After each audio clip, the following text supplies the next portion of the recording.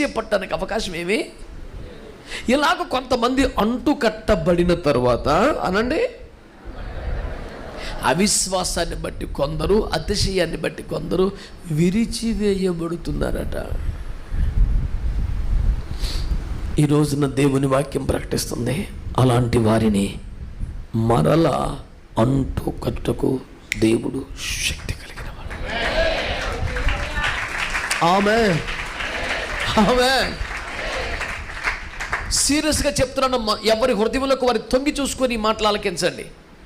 అడవి ఒలీవ కొమ్మవైన నిన్ను దేవుడు తీసుకొని వచ్చి నిజమైన ఒలీవలకు అంటుకట్టిన కారణంగా ఒలీవలోని సారము నీలోనికి ప్రవహించుచున్నందున అతిశయించితివా?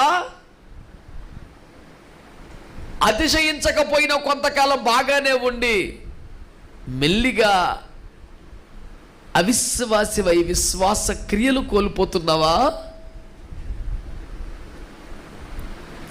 నాకు తెలియకుండానే ఈ స్థితి నాలోకి వచ్చేసింది. అంటు కట్టబడుతున్నప్పుడు నాకుండే విశ్వాసం ఇప్పుడు లేని మాట నిజమే. అంటు కట్టబడిన కారణంగా నాకు అతిశయం వచ్చిన మాట నిజమే. అమ్మో, మరి ఎలాగిప్పుడు నా పరిస్థితి? నీకు ఒలీవ యొక్క సారం ఎందుకు అందట్లేదు కదూ? ఆ బలము నీలో కనపట్లేదు కదూ? కొన్ని బలహీనతలు ఆవరిస్తున్నాయి. చీడ పేడ తినివేసే అంత బలహీనమైన పంటగా నువ్వు మారిపోయావు. ఎదురు దాడి చేసి తోలివేసే అంత కెపాసిటీ లేకపోయింది. ఏం చేద్దాం మరి? నిన్ను మరలా అంటు కట్టుటకు ఆయనకు శక్తి చాలా. హల్లెలూయా. ఇంతవరకు ఇంకా సంఘమునకు, దేవుని శరీరమునకు అంటు కట్టబడని వారు ఇప్పుడే అంటు కట్టబడటానికి తీర్మానం చేసుకోండి. ఒకవేళ ఇప్పటికే అంటు కట్టబడి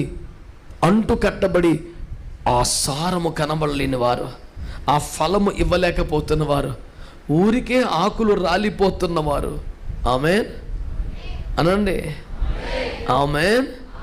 ఎందుకంటే మొదటి కీర్తన ప్రకారం యెహోవా ధర్మశాస్త్రము దివారాత్రం ఆనందించువాడు.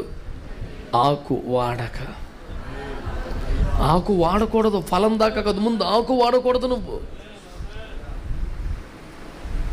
ఆకుకు ఫలానికి వ్యత్యాసం ఏంటంటే, ఆకులు విస్తారంగా ఉంటాయి, ఫలాలు కొంచెం తక్కువ ఉంటాయి. ఆకులు సుదూరానికి కనబడతాయి, ఫలము దగ్గరికి వచ్చాక దొరుకుతుంది.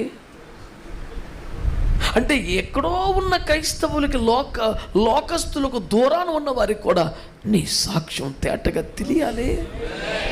ఆమేన్, ఆమేన్. కనుక నువ్వు ఎట్లా ఉన్నావు? సారం ఏ కారణంతో మరి తేడా వచ్చిందో? ఆ సారం కనపట్లేదా? ఆ ఫలం కనపట్లేదా? ఆకులు వాడుతున్నాయా? అసలు ఫలము తయారవటం లేదా? ఇదిగో ప్రభు అంటున్నాడు, నిన్ను మరలా అంటు కట్టుటకు దేవుడు శక్తి కలిగిన వాడు. ఆమేన్, హల్లెలూయా. నీ కొరకు